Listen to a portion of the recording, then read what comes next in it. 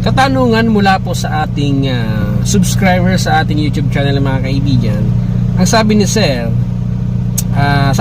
Glenn Borja, Sir, ask ko lang po, required po ba tapakan ang pedal brake bago mo engage ang handbrake?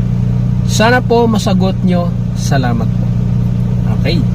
So, ito po mga kaibigan, kailangan po nating maintindihan lang ang gamit ng handbrake. Yan.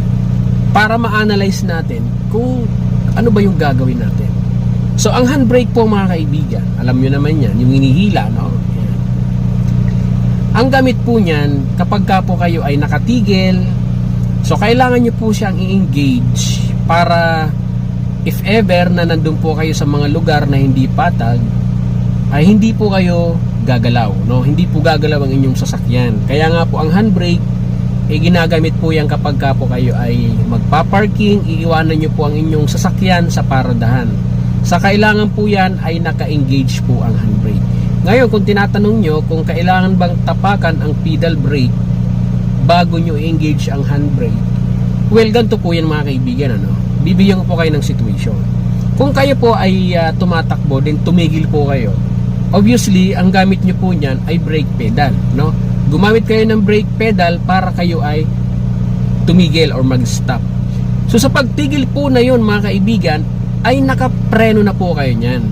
Ang gagawin nyo na lang po dyan ay i-engage nyo po ang handbrake. Itataas nyo lang po ang handbrake, then that's it. Tapos na po siya.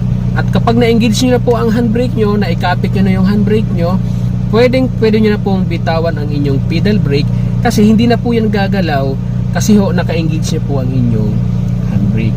So sana po naintindihan po natin, lalong lalo na po doon sa nagtanong, ganun po talaga mga kaibigan, pag beginner tayo, ngayon pa lang po tayo nag-uumpisa sa pag-aaral mag-drive, so marami po tayong mga katanungan na hindi po natin naiintindihan pa.